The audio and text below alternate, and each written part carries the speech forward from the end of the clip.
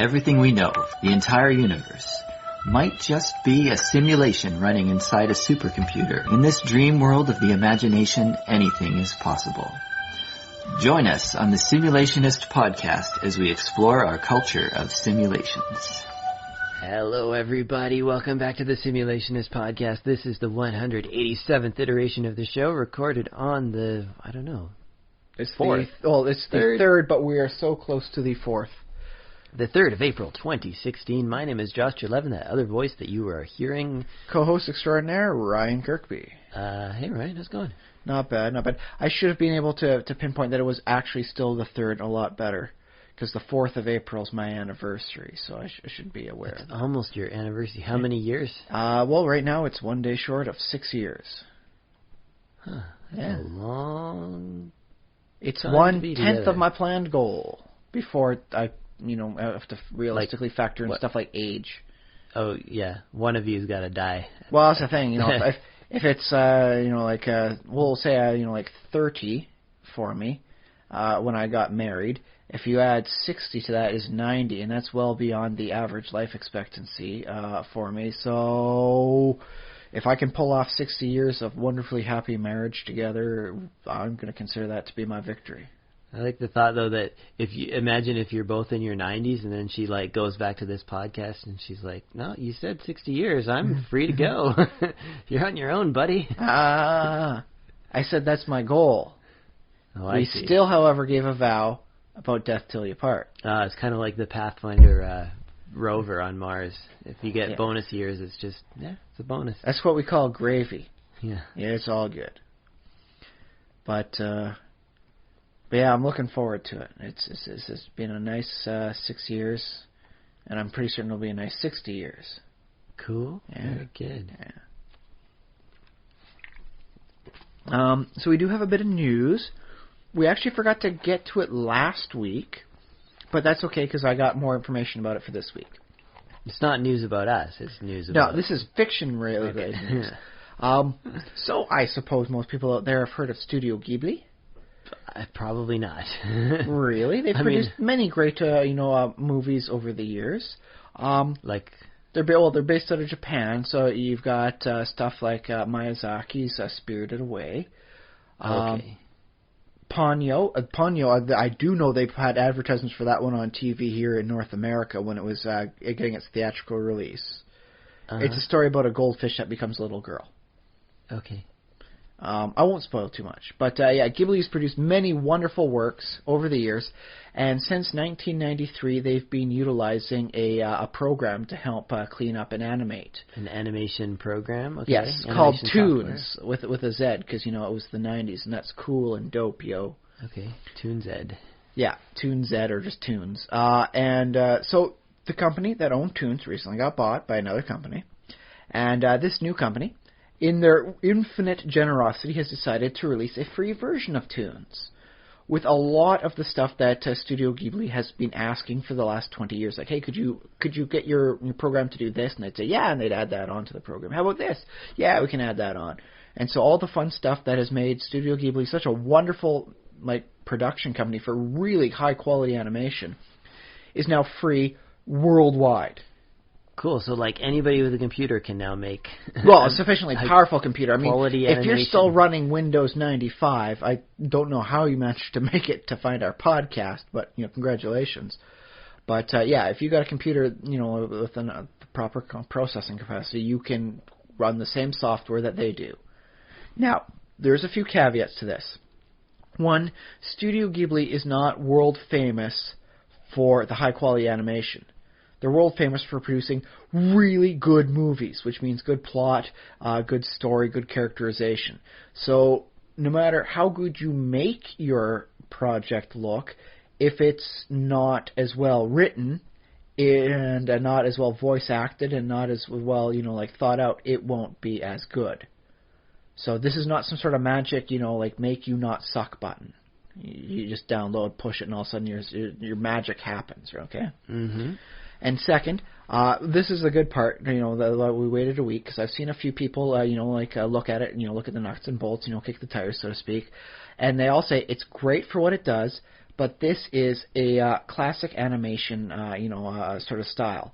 Like, to properly utilize this and all its features, you have to understand the old style of animation, where what they do is they'd have a list, and they'd have this person blinks at this stage, this person blinks here, this person moves their mouth at this thing, and everything had to be coordinated out so that when they were doing this, each cell, because this is back in 93, to take a picture for each frame, you'd actually have to put the thing on a piece of like a paper with a background, snap the one shot, and then repeat.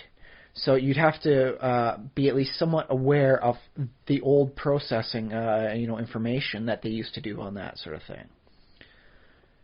It's a little considered antiquated by most today's standards. This, it will help you create, the animation, but it is from a 20-year-old program. So you'd have to understand 20-year-old production techniques. So their ultimate advice, from what I've been reading up, is that it's great for what it does, but you might, if you're like a complete amateur, might want to wait until other people release mods for it to help make it a little bit more modern, user-friendly. Okay, but so in theory, are you saying this is not this? What I want to know is, can I use this software? I mean, granted, I'll have to learn how to use it and do some tutorials and stuff. Oh, definitely. That was the other thing they said, is wait until the people that really know what they're doing produce tutorials and put them up on YouTube so that you can really view it, and that way you won't be muddling your way through. You'll be able to get this person to be a teacher to help you out. Okay. So definitely look up the tutorials. But could I just take this program and just sort of create a movie from scratch? You can. It is not its intended purpose. A lot of it was for cleaning up. If there's a splash of paint out a little bit here, or you want to make the animation flow a little smoother, that's really where it excels. That's what Toonz was really initially designed for. And it will be able to do the entire thing from scratch. But without some mods, that whole bit about getting everything in there before so that you can smooth it out, it will be a little bit rougher.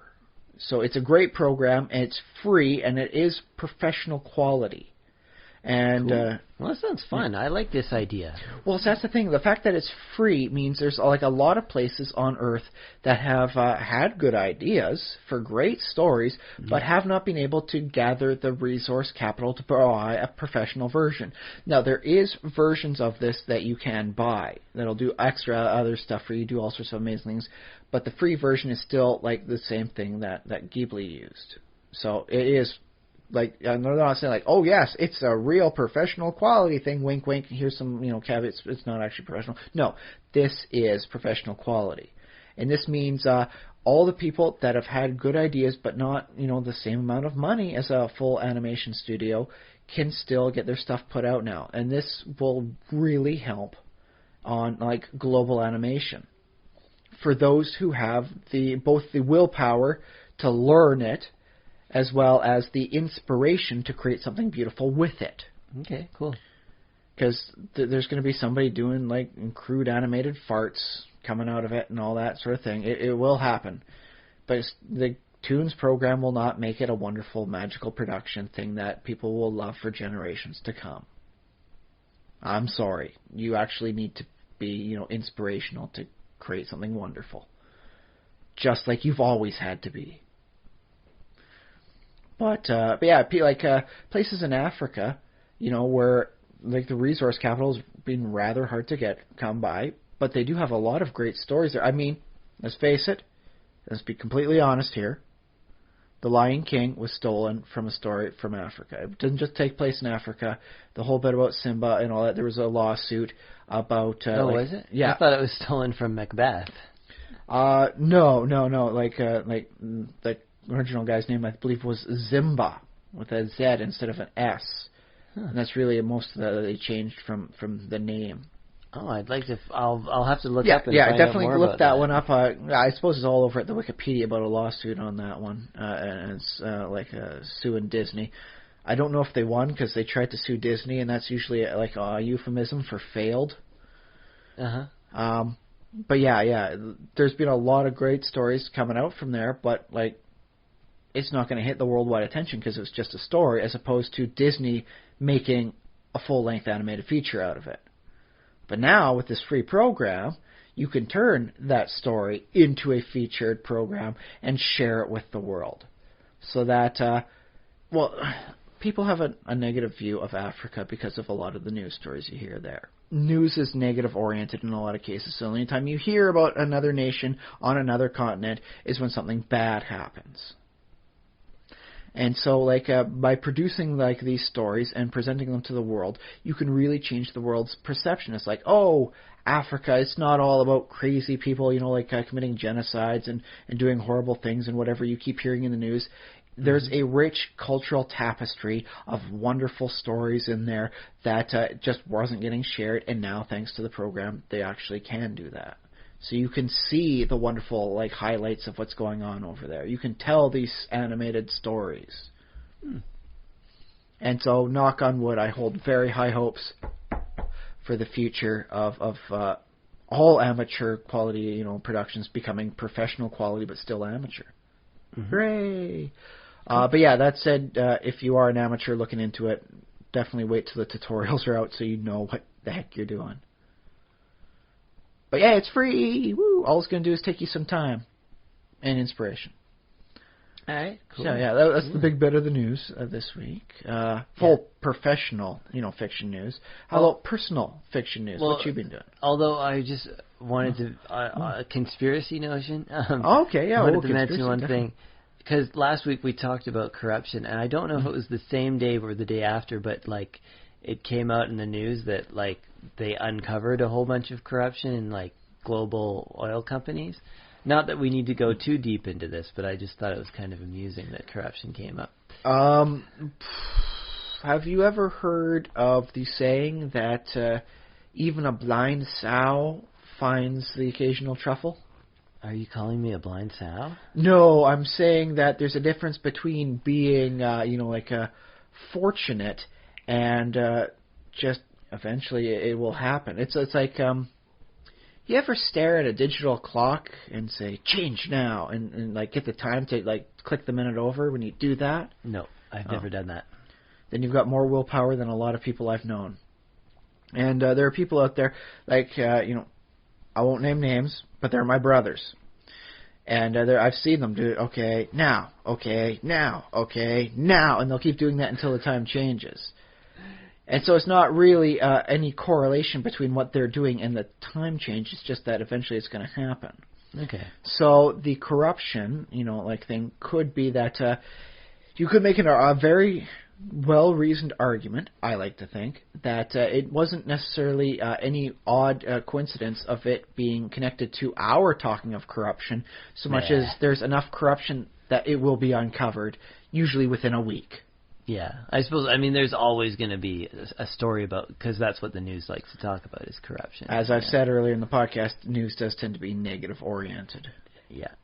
But it was a nice big one of these big juicy ones. Not just like the reoccurring one, like the corruption in the Quebec construction industries. And, the perennial stuff, yeah.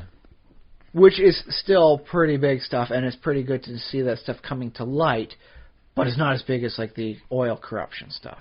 This is global. Yep. Okay, yeah. So not bad. Well, I suppose really bad, but yeah. Yeah. Were we gonna go into personal what we did? Or I suppose you could do a quick shout out about the next iteration of the Roll for Initiative. Why not? You Roll for Initiative. Hey, folks, if you're in Victoria, British Columbia, on the weekend of April the 30th, come out and join me and some of my friends. And your future friends. It's a role-playing event that is open to anybody who wants to come. You do have to buy a ticket in advance. So they can pay for the room everyone will be in. Yeah, you're not room slinging rental. dice out in the street here. This is professional. Yeah, exactly. But it is going to be a lot. It's like $10. It's going to be a lot of fun. You get to play D&D. I'm hoping to, crossing my fingers, hoping that I get to run a table this time. Last few times there hasn't been enough sign-ups.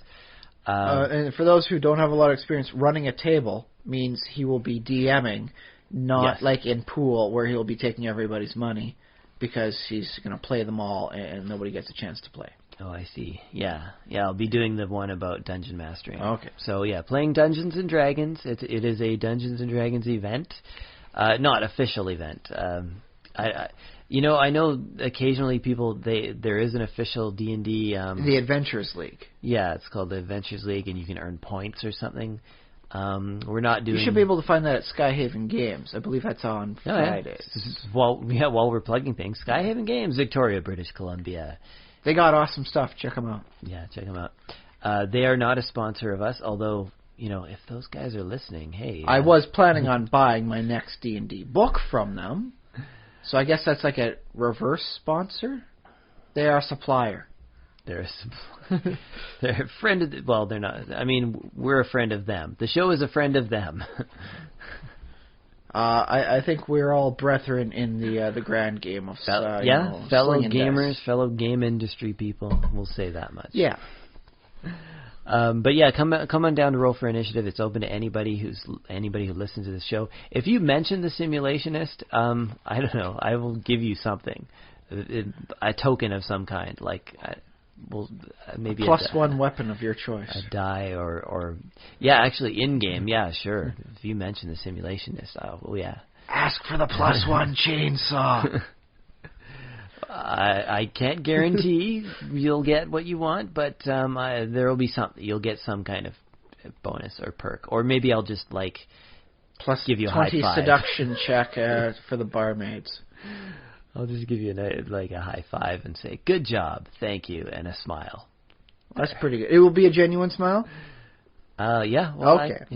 I mean, actually... the fake smile's pretty awful, but a genuine smile's priceless. I don't know if I can promise anything at this point, because, I don't know how I'll feel on that day, but pretty likely to be a genuine smile, so I'll guarantee a smile. We'll see if it's genuine. Okay. That's good, because a forced smile, even if it's genuine, ain't nice either.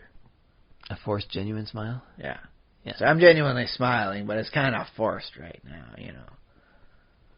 So. Yeah, so that's coming up. As far as what we've been up to, that was the last time we did Roll for Initiative was a couple weeks ago. Yeah, so. Yes, on to, I guess, personal news. Now, finally get around to it. Yeah, what we did this week. What you been doing, Josh? Basically, in the world of simulations, not a lot, just playing some Minecraft, good old Minecraft. I decided I need to start a new location, like a new place to build things, a new base.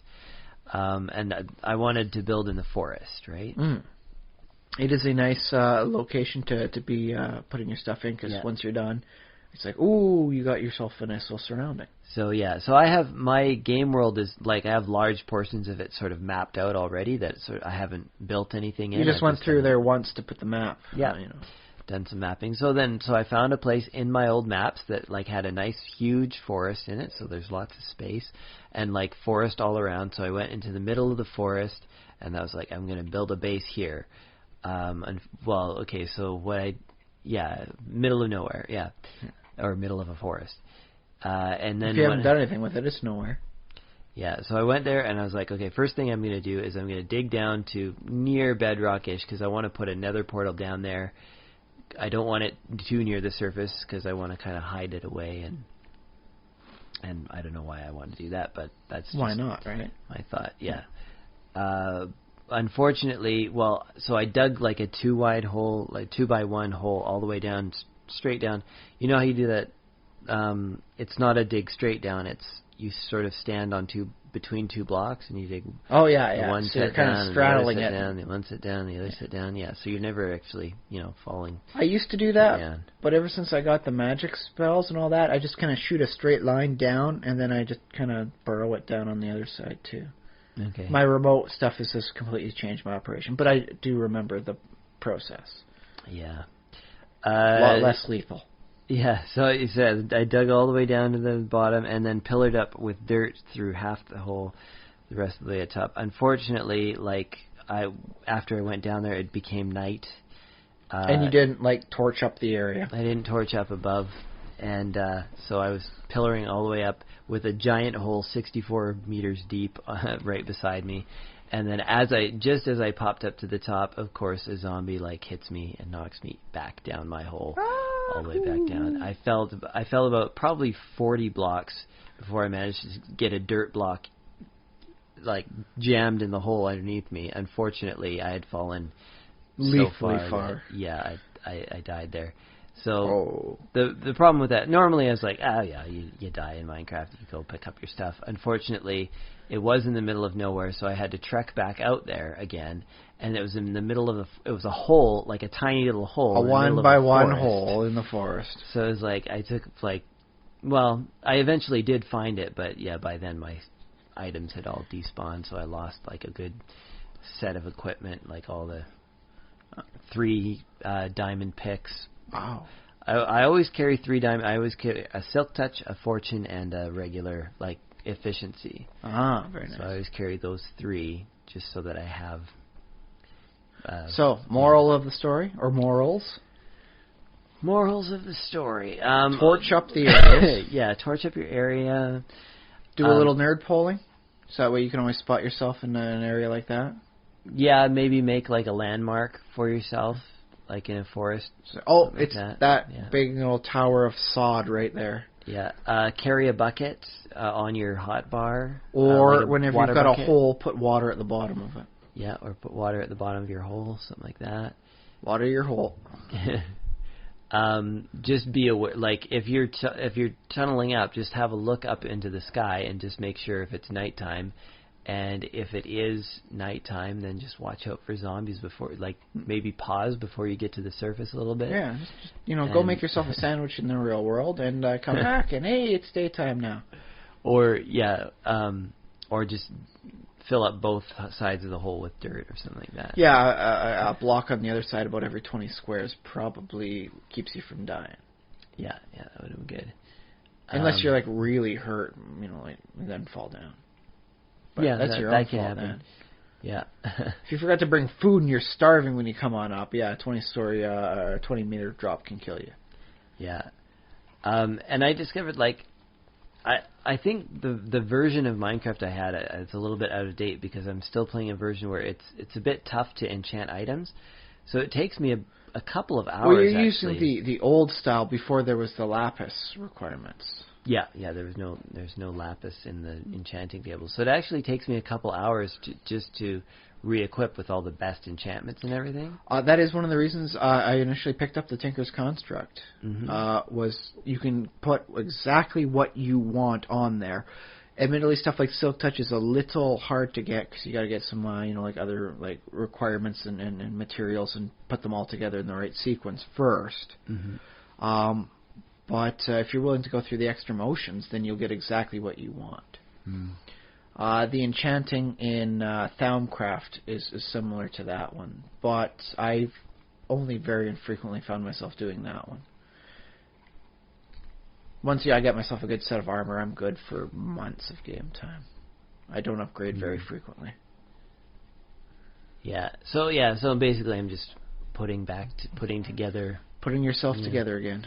Putting it all together.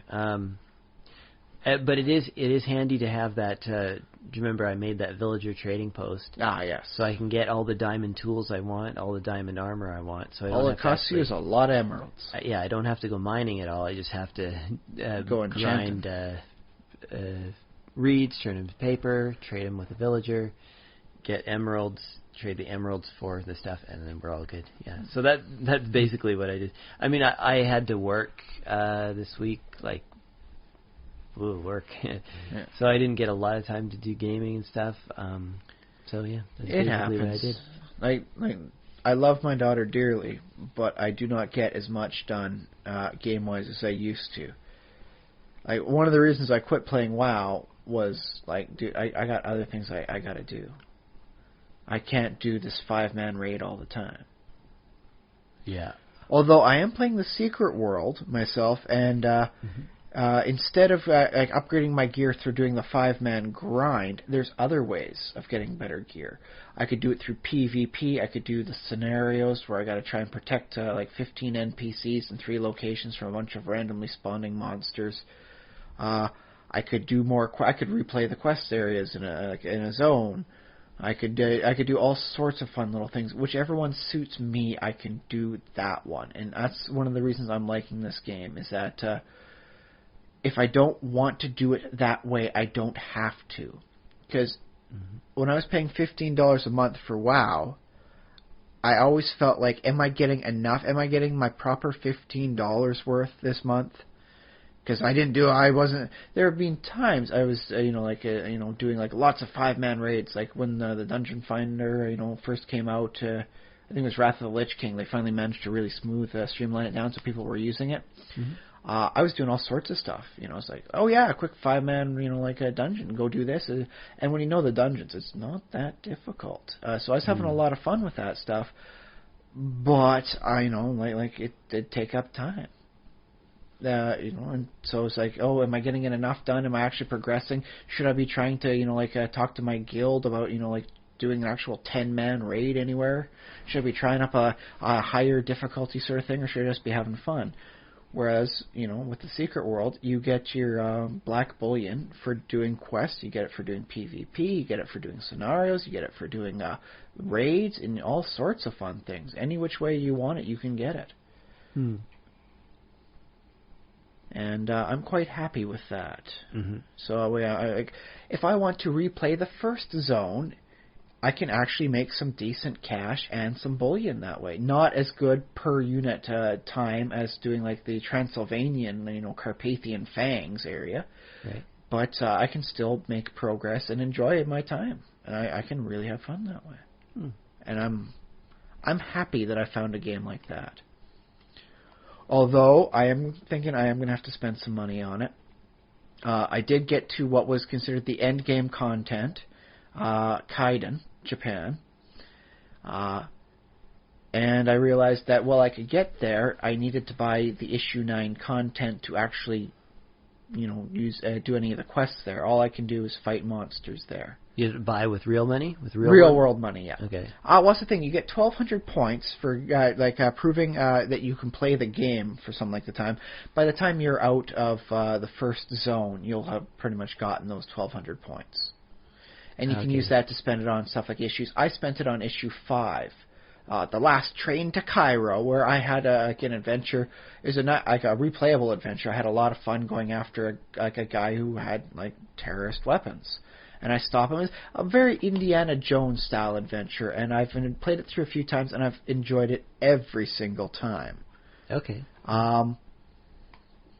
But I suppose if I was smarter in the long run, I would have spent it on issue 9, so I could have gotten more progression. But so in order to finish the game, you have to pay extra? Well, that doesn't sound good. Well, that's the thing is there isn't exactly a finish to it. There's just more content. Okay. So you're just buying more. Oh yeah, buying more levels. Okay, that makes more. That sounds more quests, more content. Whenever you buy an issue, the big adventure thing, as you would complete it the first time, it does get you a nice epic level, head trinket gear for your character. Okay. So there is some better gear there. If I was to get more of the issues, I could get more of the scenarios. Like right now, I can only do the Egyptian hotel scenario. If I was to buy some of the other content packs, I could get the castle Dracula used to live in. I could do the protection there. Mm-hmm. And so I could do more stuff there, or at least have more variety. So, is there a looking for group tool in this? There is, indeed. I think it's a Control C. Yeah.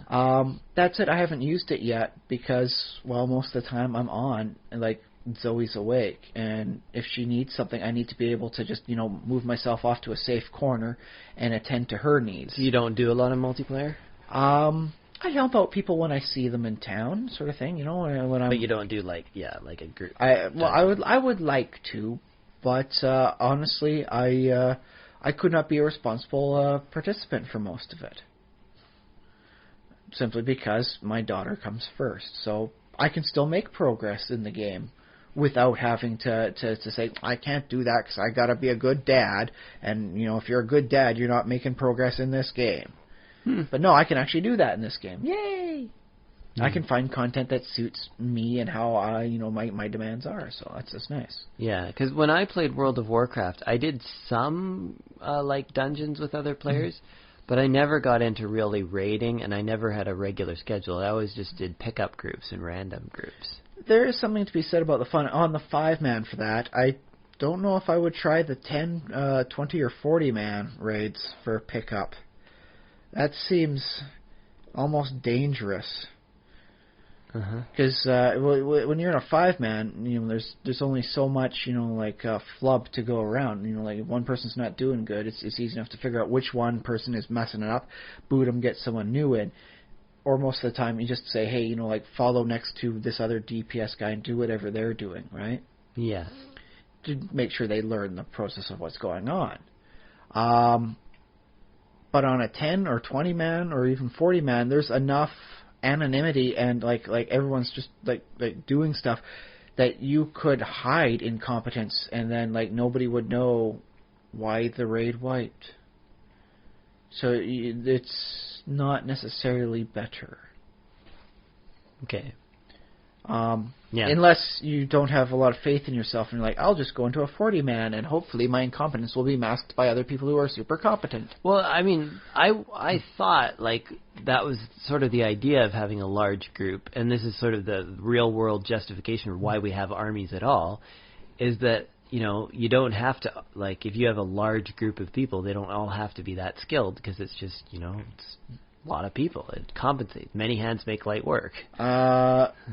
In Warcraft, it's not only do you have to be as competent as you were in the 5-man, but you actually have to be even better because some of the fights are much more challenging. I remember just reading one of the fights in Naxxramas, the original Naxxramas. You had 4 bosses to fight at once, and the person that they were focused on, they would add a debuff, and if you got too many levels of your debuff on that stacked on there, they basically kill you. And just one hella good hit would knock you out. Mm-hmm. So what you'd have to do is tank with the one guy, and then after a certain amount of time when you've got enough debuff, you switch off and you start tanking onto another boss, and because their debuffs are different. And so you'd have to keep cycling that around until you burn them down. And so it was some sort of weird mix between martial combat and that old Victorian dance style where everyone's partying around in a very orchestrated, just very, very elaborate way. Okay. So no, it actually, historically works the opposite for 40-man raids in WoW. I guess the idea is it's sort of an arms race because sort of at the same time they make it difficult, and then so it's okay, what if we had 40 players coming into this difficult fight? Okay, that makes it easier.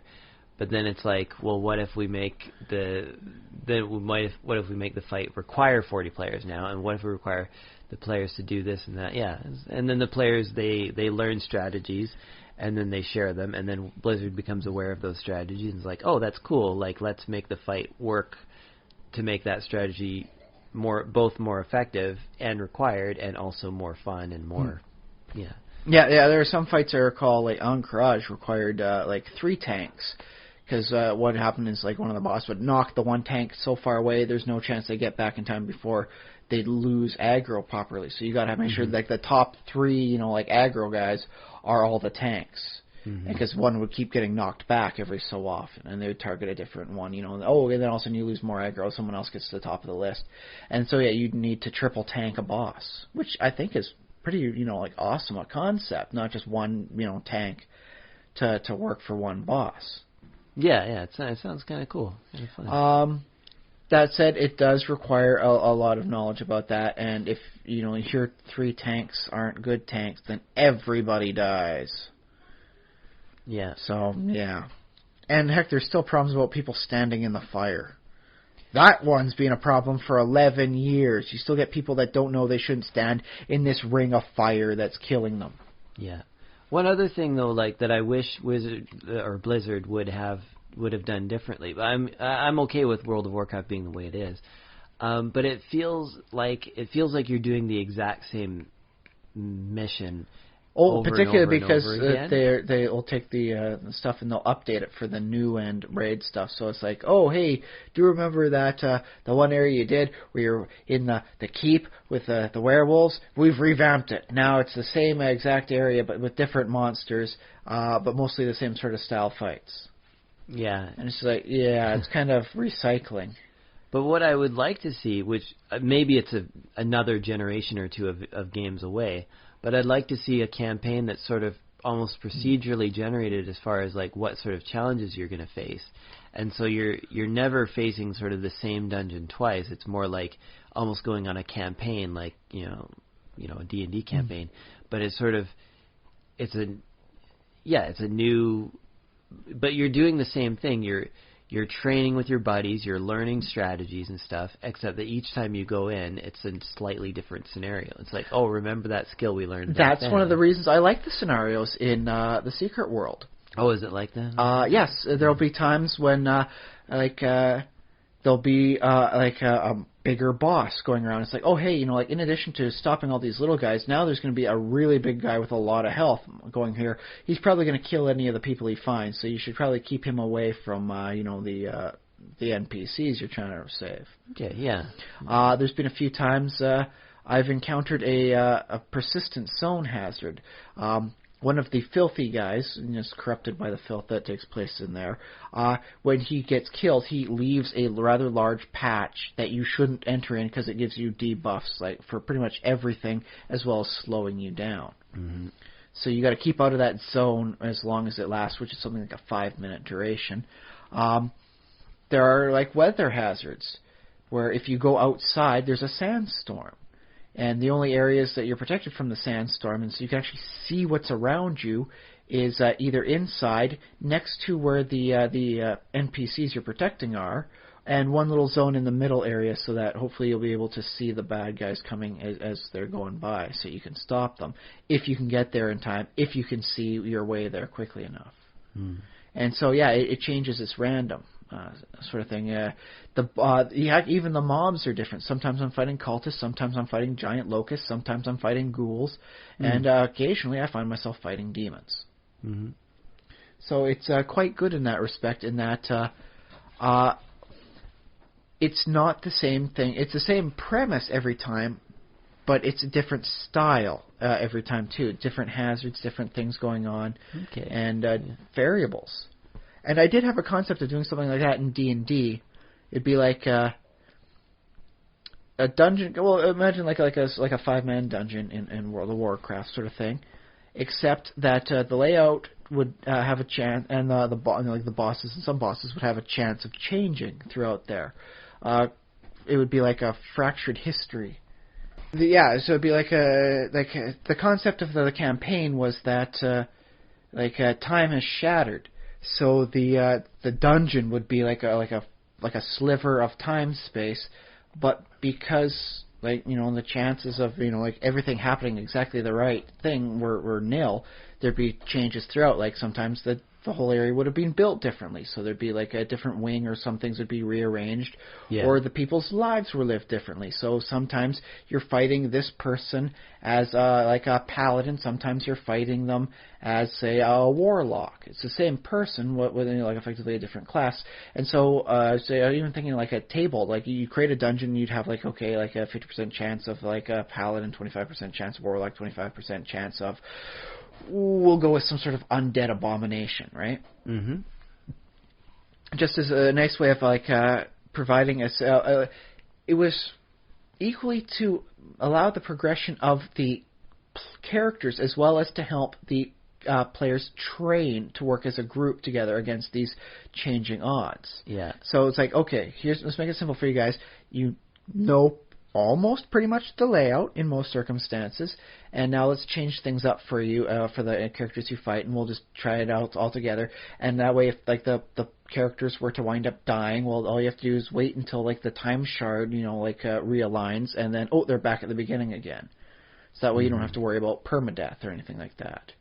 So you could have a bunch of like first level characters try out new stuff, and oh no, we all died this way. Well, we'll just wait till it starts up again, and then we'll be back up to fresh health and start again at the beginning. It was a training thing. But I found the concept of everyone fighting in an arena to be a little tired and played out, a little too mundane. So it's like, well, why don't you actually work in a dungeon, but without any fear of permanently dying? You can still loot it. You just got to get out before the shard realigns, otherwise everything resets and you lose all the loot you got, in the process. Yeah, I mean, I get that's never been my favorite kind of adventure because I always feel it is a little hack and slashy. I won't lie. Well, and also it's just that there's this double layer of gameism, whereas like when you're playing a game of D&D, you're already pretending to be in a dungeon, that's sort of an already sort of artificial. Like, there's monsters and it's all 5x5 squares and all these things. So you already have that level, and then you throw on top of that, now there's also this sort of iterative, interdimensional thing, which is fine. But yeah, it's just like it's a double game, which I think I've ranted against on the podcast before about how I don't really.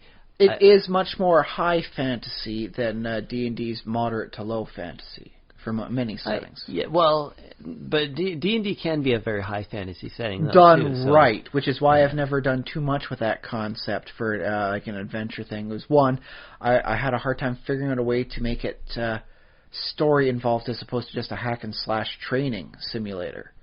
Yeah. And I didn't have enough confidence to say this is going to be my way to explain out a wonderful campaign scenario. So I'm still working on it. It needs a little fine-tuning.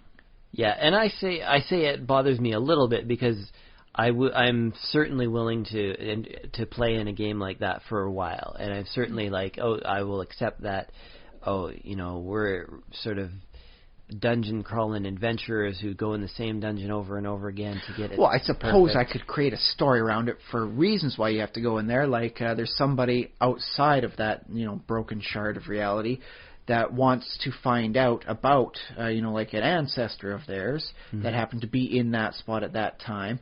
But you would have to go through it a few times in order to get their diary each time it's different.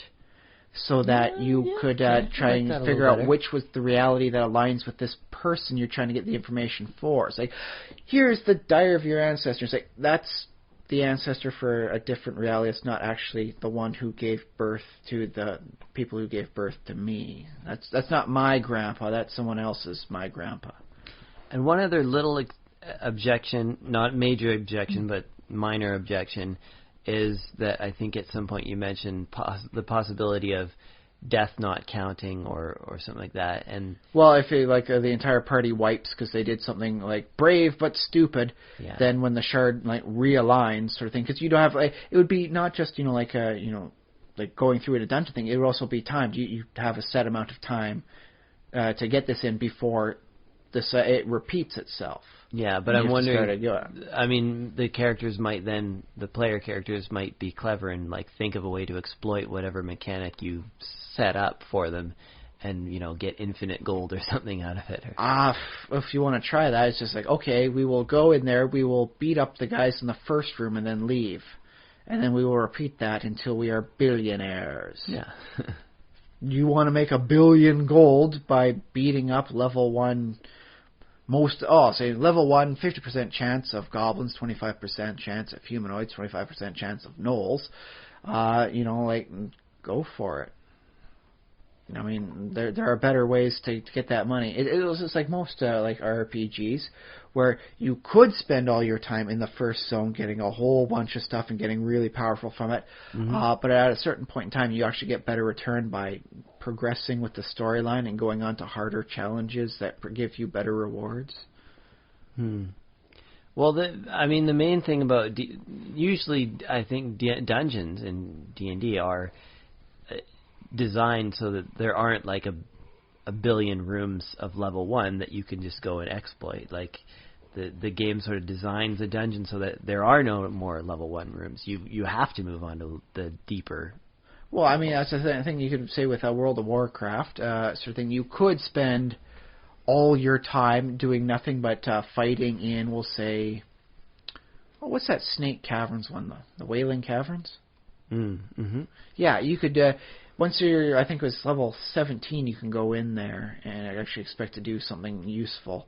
And you could do that up to, say, level, I think almost 25 before you actually start getting 0 returns off of even the bosses. Mm-hmm. But if you want, you could spend level 17 to 25 just repeating that over and over and over again. But by the time you get to like level 20, 21, there's better things for you to do and better rewards elsewhere. You're actually hindering yourself by continuing that cycle of progression. I guess so. I mean, if your goal is proportionately diminished returns. I guess that's the other thing that I mean, D&D is your goal. I guess it always is. Like XP is the ultimate, like the grail that you're always chasing. You're always chasing more XP. Yes.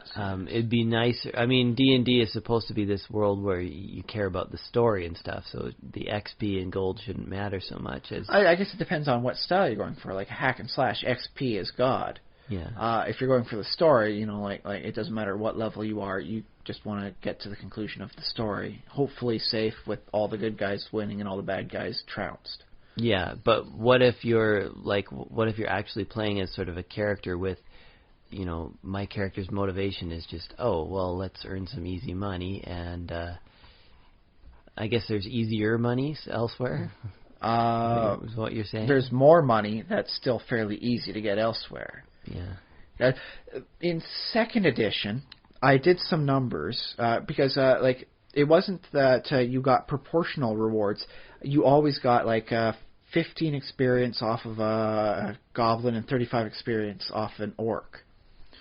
Yeah, and no matter what level you were, you got that 35 or 15, depending on what it was. And it was something like 7 experience points per rat.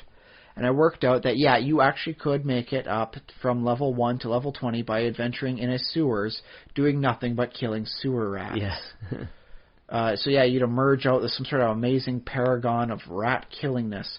But rats don't drop great loot. You'd be broke without any gear. Like, you wouldn't... after, like, a certain point in time, you could get much better stuff by looting other creatures.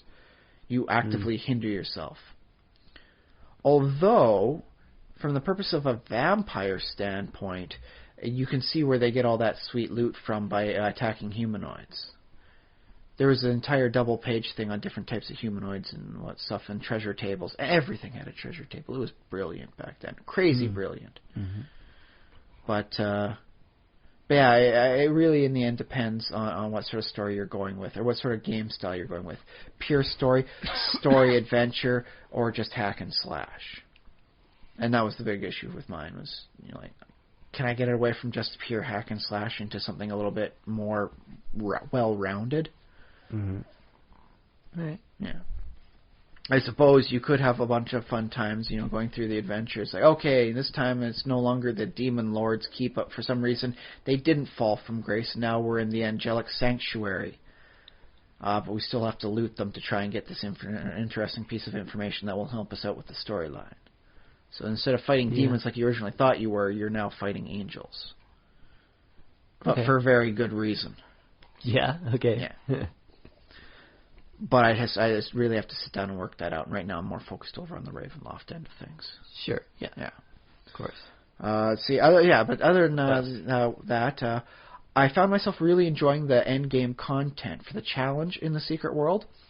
When you get to Kaiden, Japan, all the mobs, not just bosses, but all the mobs have shields on them. And you can't hurt them until you blast down their shields. And so there's 3 different types of shields: demonic shields, cybernetic shields, and psychic shields. And each one has a different thing, like demonic. Are they like force field type shields? They're pretty much force fields. Okay. Yeah. Demonic stuff has more health, but once you blow it down, it blows down. Cybernetic continually replenishes, and the psychic ones, you can do a psychic renewal and bring it back to half health. So each one has a different mechanic sort of thing behind it and a different style. Yeah. But if you don't have the right thing on for equipment, or I guess meta equipment, because you get a new layer of equipment stuff to put on, you can't hurt any of the monsters. If you don't have the equipment, they are completely invulnerable to you. And that's like a scary thought that even the little mooks wandering around doing just you should just be able to blow them through like they were zombies will demolish you, and you won't do a single point damage to them if you're not prepared. Okay, yeah. It's like a game of trumps. Kind of, yeah. But that's it. I mean, like once you've got like the proper like equipment on there, 5% of your damage is damaging to that right shield. So if you got yourself aligned with the right shield to theirs, you got to blow down their force field, and then you can take down their health. And so I am digging that. It's a mechanic that makes all the monsters more difficult, but not in a process that makes it feel really unfair or cheap. So I'm happy with that. And as you kill these monsters, you get more filth samples you can put inside your machine to analyze to make it better so that it will wind up doing more damage against that kind of shield. Okay. So like right now, the stuff I've got will do 5% of my regular damage against their shields. So you have a weapon that's like, say for example, a psychic shield. Your weapon, how does it damage it? Well, I guess it's just a game, so it's just... well, that's the thing. I'm a magical creature in this game. So I swallowed a magic shields. bee. I'm a superhero now. Haha. Okay. But yeah, this is techno-magical stuff that's been developed by some of the most powerful corporations on the planet. Okay. And they are specifically designed to enhance your abilities to blow down shields that they also created. So don't ask why they sell both the defense as well as the weapon. That's what they do to make money, right? Yeah, I believe. Yeah, I'm fine with that. Yeah. Are these these are guns, right? We're talking weapons. Well, that's the thing is like I can do magic, I can do guns, I can do weapons. Standard stuff like you've got 3 melee weapons, 3 ranged weapons, and 3 types of magic. So I could use a sword, I could use hammers, I could use claws. So you have to get a special hammer that destroys. No, psychic. it's just any hammer, and then I use the added level of added equipment that will attune myself so that I can deal like 5% of my damage against it. So it like enhances you, and then. Yeah. Okay. It's as I said, it's meta equipment. I don't need to change out the equipment I have. I just get more like another layer of equipment to put on. And by equipment, is it like you're pointing to your wrist, which our listeners can't see. Oh, yeah, sorry about that. Yeah, that's where it shows up on your character. When you've got it equipped and you're using your weapon, okay, I've got an assault rifle. It's a healing weapon. Yeah, isn't that fun? Yeah, in the game you heal by shooting people with assault rifles. Okay. It's beautiful. But if you've got, your anti-shield for the demonic stuff on there, it will glow red around your arms. And you can have one for, your left-hand weapon and one for your right-hand weapon. So I'm working with assault rifles and, arcane magics. Blood magic, the eldritch stuff, right? Mm-hmm. And I could put, the demonic one on my assault rifle, and over for my blood magic, I could put psychic. So that way I could fight 2 creatures that have 2 different shields, and I just have to coordinate which style of attack to use on each of them. Okay, but you still, when you have equipment, it's not is it a wristband? I assume it's supposed to go on the wrist, because when you're switching it around, you're fiddling around with your wrist. And that's the thing. If you have to switch out halfway through battle, it takes you a few seconds to switch it around, so you're completely useless in combat for a few seconds as you're getting yourself switched out to the right type. Yeah, okay. You can improve that by spending your attribute points that you get through adventuring and all that to reduce the time. You become more efficient at it. So just to get this straight, so you have a like a hammer or something like that. We'll say hammer in this case. Yes. So you're hitting a demon with a hammer or whatever. Creature. A filthy human. A filthy human. Filthy humans. Well, that's the thing. Filth in the game is like the big bad, and it's somewhere between Cthulhu and crude oil. Cthulhu oil. Okay. So you're hitting a filthy human with your hammer, and you're like, this hammer is not doing anything. Because you're not busting through the shield. This filthy human has a psychic shield. Okay, so I need to get a wristband that enhances my ability to use my hammer so that it destroys psychic shields. All of your weapons in there are basically conduits. You don't need a magic wand like Harry Potter. You can utilize anything. So when you've got 2 pistols, you are using them the same way like a magician would use a magic wand. They focus. You never need to buy ammunition for your guns. Okay. You're firing magic bullets. That's why you're able to shoot and kill zombies. And, well, for most creatures, keep them dead. The zombies have a habit of coming back, but that's kind of what zombies do, right? Sure. Yeah. That's why you have a small town that keeps getting plagued by zombies. You never can't just sit around and kill enough of them until they're all dead. Right. Yeah. Story plot, right? But yeah. So what they do is they help because you are the corporations that designed it know of the secret world of the magics and the things that happen that aren't the mundane reality. Right. And so they can help funnel your magical abilities through that stuff to blow down psychic shields or demonic shields or cybernetic shields as the need may arise. Okay. Why do you keep saying blow down? Is like because you can't actually hurt the creature. It's like having 2 layers of health.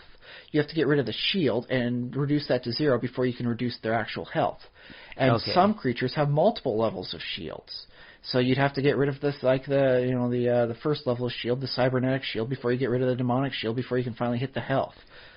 Oh, and so it does require a lot more coordination and skill, but it doesn't feel cheap. It feels like you have to be good, you have to be skilled, and you have to pay attention to what you're doing, which is something they've always said. A lot of the special attacks the monsters do, you can actually try and dodge or get out of the way of. I think I'm starting to understand. Yeah. It's powerful but fair. If you just want to stand around and just push your 3 buttons as you cycle through your abilities to smash monsters down, you will take more damage because you're not moving out of the way of their powerful attacks.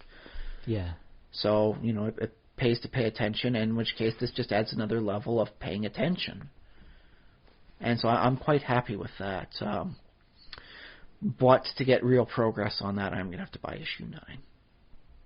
So I'll have to spend money on this wonderful game I'm enjoying. Darn it.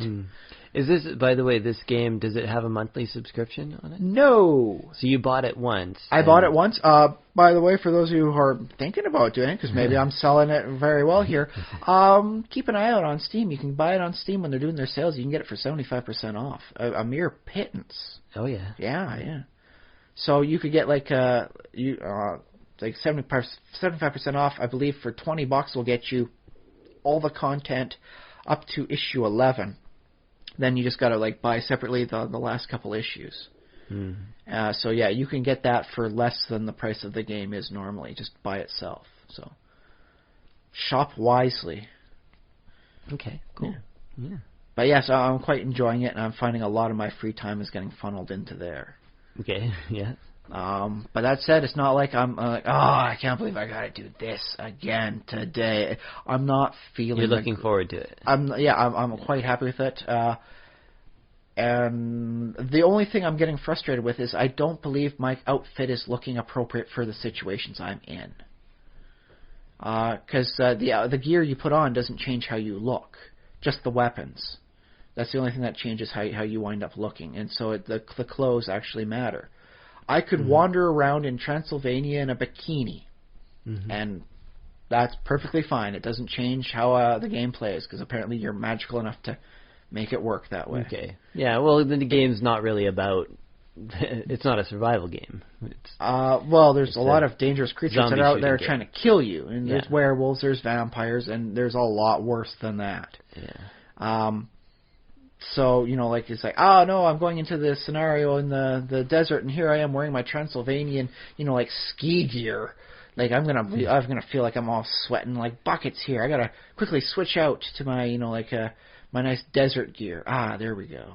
There aren't a lot of games that actually care about temperature. There are a few areas in the Carpathians where if you're not next to a fire, you get colder and colder, and you eventually will die of cold. Okay, that's cool. Not everywhere. It's not really that annoying a thing, because a lot of areas are, outdoors, and it would get really annoying. Just okay, I always got to find a place next to huddle up to. Yeah, but there are games like The Long Dark from our friends at Hinterland Games in beautiful Cumberland, British Columbia, and also Don't Starve has a cold element in it. I don't know of any other Some mods for Minecraft will do that. I suppose, yeah. There might be some temperature mods in Minecraft. I always thought Minecraft should have had some kind of temperature mechanic, but all the more reason to start more fires, right?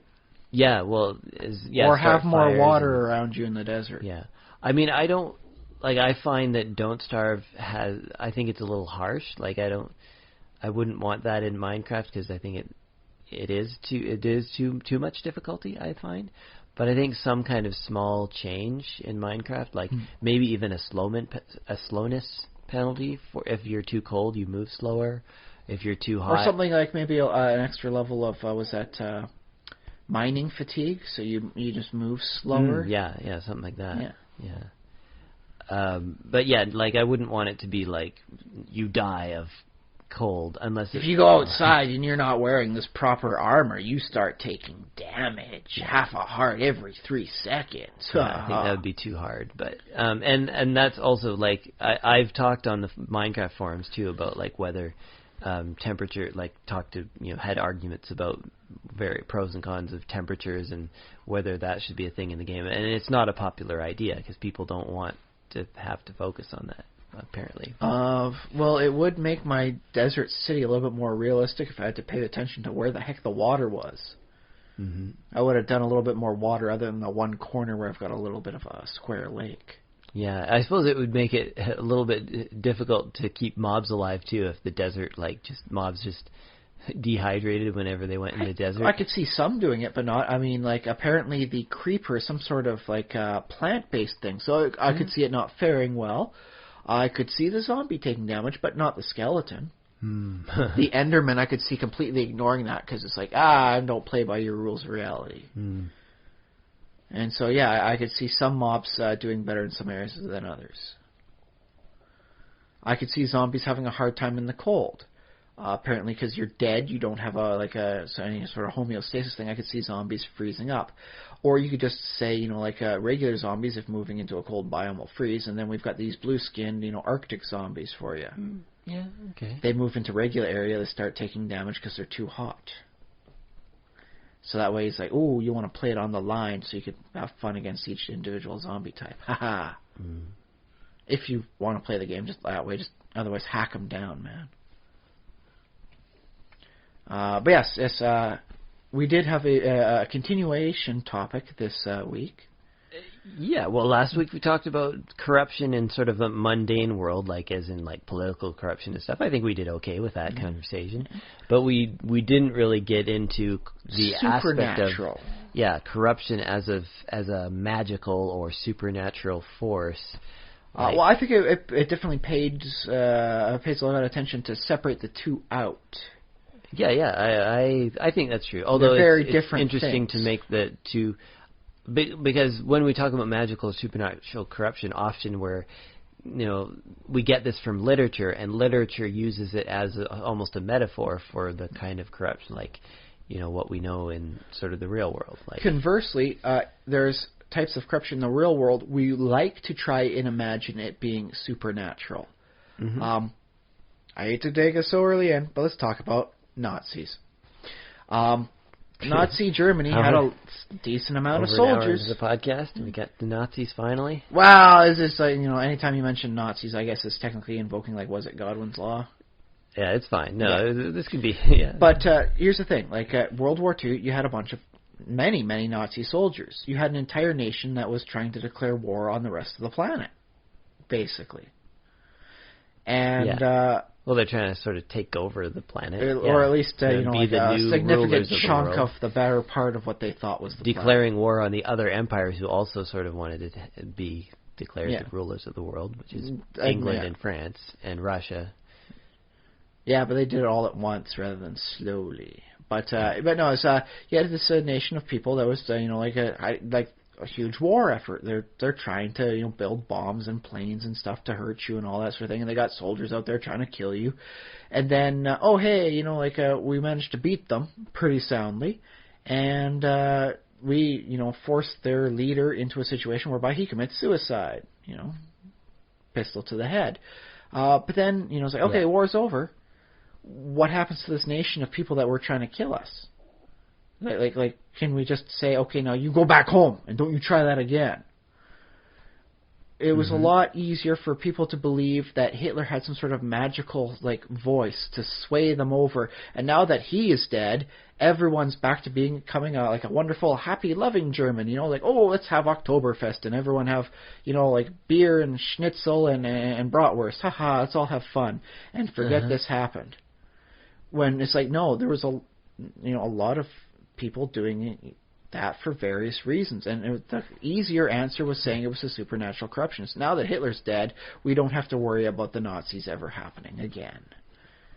Okay, I see. You're making the case that people wanted to believe a supernatural corruption was occurring when the answer was a lot more complex and a lot more tiresome. It's easy to fight a person in the field of battle than it is to understand the psyche of why they wanted to go to battle against you in the first place. That's a very complex thing, and that's a real world. I guess you could call it corruption of the mind, is to say we are the better people. Let's get rid of everyone else who's not like us. That's pretty darn corrupt. And so the supernatural concept of the corruption is favorable in a lot of people's minds. Because it's got an easier solution. You kill this horrible, dictator wizard that's caused everyone to believe like he has. Is that what they actually did? They said Hitler was magic? No, but it was easier for people to just assume that once Hitler was dead, you don't have to worry about this entire nation of people that was previously devoted to going to war against the rest of Europe. Well, yeah, I mean... it's not they locked up the entire nation of Germany in jail afterwards for war crimes. Some of them they did. They targeted the higher-ups and all that. Some of them they let escape, and some of them, they... And then there was a lot of people, just saying, okay, we will understand that you were a low-ranking person and you were just following orders out of fear. Rather than, dude... You should have said something. You could have helped stop this before it ever became a let's trounce France sort of thing. And so it was easier to believe that it was out of their hands. They had to do it. It was some sort of compulsion. It was like a magical corruption. The speeches swayed them against their common sense. I think there is something to the idea. I think Hitler definitely was a charismatic... not even just magically charismatic, but he just was, convincing, and I don't know. And also, maybe it's just because I don't know the language, but he just seems like a really angry person, and every time you see one of those little bits about before the History Channel was just about garbage pickers and all that sort of stuff. You'd see a bunch of stuff, what's going on in World War II, and every time I saw Hitler screaming his speeches, he just seemed like a really angry dude. I see. So you're saying that there might be something lost in translation. They already agreed with him, and to be fair, what I have been told for my high school socials and history stuff was that before they started invading other countries, 70% of Americans were in favor of the German National Social Party and all that stuff, and they were pro-Nazi before they really started cranking things up a notch. I think that's true. And they didn't know things like the policy of concentration camps until after they got in, basically after they invaded Germany. Yeah, until everyone got. But they were aware of Germany having racist policies, which, to be fair, there are countries in the world even today who still have some racist laws on the books. Racist, homophobic, all sorts of... Yes, although, I guess, South Africa was the last major one, right? And then they got rid of that in the 90s. There's always something going around somewhere. Apparently, even India is still firmly entrenched in the caste system in a lot of areas. So it's, racism against your own self to some degree.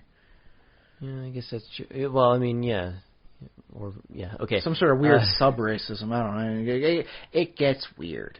But then also, he's called a dictator because he had a reign of fear and terror, and because if you were in the higher up areas of the military and you didn't, go along with what he said, he could have you gulag. Killed or whatever. Yeah. So they have gulags and Stalag 13 and all that fun stuff. Okay. Yeah. But if enough people stood up to say no to this sort of thing, like, they would have had, like, the German Civil War rather than World War II. Well, but the other thing, though, is, like, gathering together, like, a resistance to Hitler would require organization, and then if you look like you're organizing, then he thinks, oh, they're plotting, and then he takes you out, right? That's what's difficult about that. I think in the modern times it's a little bit easier because now we have the internet. We can sort of secretly do internet messages a lot easier. Or so we think. Isn't that right, NSA? Thanks for listening. We need every view we can get. I don't judge. If you guys are enjoying us while you're making sure we're not spouting some sort of crazy thing against the government, so be it. Right, okay. That's why you don't bring up Hitler, because that's a weird tangent. Yeah, But being, supernatural corruption is a lot easier for people to believe, because that way you can have stuff affecting huge swaths of areas, and then all you have to do is take out that linchpin and everything goes back to normal, like some sort of like there's a light switch on the wall, evil and you know, like good. Mm-hmm. And you know, it's just this one guy keeping it on the evil thing. So if you take his hand off the switch, you can turn things good again. Mm. So to some degree, supernatural corruption is a lot more preferable because it's more reversible and you can forgive the people easier. Well, yeah, but maybe, I mean, when it comes to writing a story, sometimes that can be like an unsatisfactory ending, is that, oh, well, it turns out the king was just, you know, he just had a case of the demon chills or whatever, and you know, just got to clear that up with some penicillin, and he's all good again. You've got a bad case of Sauronitis. Don't worry, we've got a Gandalf here, and he's going to make a house call. He's going to cure you of your ways, and soon you'll be back to your old self again. Actually, you know, a good example from Lord of the Rings was the guy. Well, it is Sauronitis, but the king of the steward of Gondor with the Palantir. Oh yeah, he became sort of magically corrupted, and as soon as you get rid of that Palantir, well, I guess he killed himself. But although he did kill himself by setting himself on fire and then, you know, like burning with the Palantir, so anyone trying to look into that one only sees like his burning body and hand. Right? Yeah. Nice way of putting a do not call list on there, but it's a little excessive. But yeah, then you had like the king of, was it Rohan? Or was it Gon? I think it was Rohan. Yeah, the other one, King of Rohan, had like a worm tongue, right? That's the one. Yeah. Oh, you got a bad case of worm tongue there. But that was effectively just like a continuation of like Sauron, you know, because it all flows through the channels. Well, wasn't Saruman was giving worm tongue orders? But Sauron was giving, you know, like Saruman. And Sauron was indirectly giving Saruman, worm tongue. Yeah. And then you got your Rohan king. So it was Theoden, right? No, or it was Theoden the steward. Theoden was the king of Rohan. We need Stephen Colbert to help us out with this. The steward of Gondor was named... Oh, I want to... Come up with a name. Let's do this. Come on. What name pops up there? Denethor. That's right. I think that's right, yeah. I was just going to go with Mr. Oromir, because you had your Boromir and your Doromir guy and all that. So it's like, he was Boromir's father, right? Yeah. So he's just Mr. Oromir. I am Boromir, and this is Doromir and Goromir, because that's how they did with their crazy names there. But yeah, Denethor was his name. Yeah. But those kind of corruptions, like, they are merciful in that when if you can cure a person, but if you can't cure a person, like death is a nice release. There is forms of corruption, especially stuff like Cthulian corruption, where no, death is not even a savior in that case. Okay. Like, you know, like it eats your soul, and what's left behind is just a horrid husk that people can kill. But no, that is you, your soul is forever tainted and corrupted and consumed by the great evil things that exist out there. So you become a ghost and wander the cosmos as an insane ghost? Well, that's one of the options. Your body winds up becoming a horrible mutated abomination, and you're stuck inside of it, and then when it dies, you die, and then your soul gets consumed by the horrible things that did that to you. Okay. So you wind up becoming soul food, as it were. But if your soul is consumed, doesn't that mean you're eaten and gone and dead? That's kind of worse, I believe, than, oh, I'm dead, but at least my soul has peace now. and now I can go to whatever like afterlife there is, peaceful and happy, as I once was. Yeah, I guess. Yeah, in a campaign setting where there is an afterlife, yeah, that makes sense. Like that's the scariest part about like the Egyptian afterlife is the things like where they weigh your soul against a feather, the feather being like symbolic of what is just and right to, for the rules of law. Mm-hmm. And if you're heavy with sin, then they throw you to that crocodile, hippopotamus, lion thing, and it eats your soul, and that's it. There's nothing else. You are end finito. Right. As dead as a nihilist, man. That's just like with their belief, man. You are out of it. Yeah. That's pretty harsh, man. That's damn harsh. Well, there are cosmologies in which you're tortured for eternity. Yeah, but at least you still exist to some degree. Yeah, you would prefer existing and being in pain than... There's always a chance of an overthrow on the cosmic thing, and you eventually get, not tortured. But if you get eaten by that thing, you are out. You are gone. There is nothing left. This is like the... It's like the I don't want to call it real life sort of thing, but it's like the objective view. Like, what if there is no afterlife? What if when you're dead, you are dead? That is it. Yeah. You are that. That's all there was. Once you're dead, that is nothing else happening. That's interesting because I know there are people who will say, well, given the option of sort of torment for 1 billion years with a tiny hope of some change, or whatever, or just non-existence, I think some people would say, well, okay, non-existence, that's not that scary. I'll take that. Oh, it's a lot less, it's a lot more hopeless, I'll say that. Like, when you are gone, there's nothing left of you, there's nothing left. Yeah. But a tortured soul, there's still something left. There's still something that could be done better. I suppose. Yeah, that's interesting. I hadn't thought of it that way. No, mind you, my perspective might be a little skewed. I have played a lot of Dwarf Fortress, where their concept of, if you think hell has too many demons, then you go to hell and you reduce that population until it becomes a satisfactory number. Right. So, maybe my perspective is a little misaligned compared to other people, where it's like, okay, if I'm in hell getting tortured, at least there's a chance of me finding a way to get out of hell, even if I have to do it on the back of a bunch of dead demons. I like it. I think I'm gonna do that too.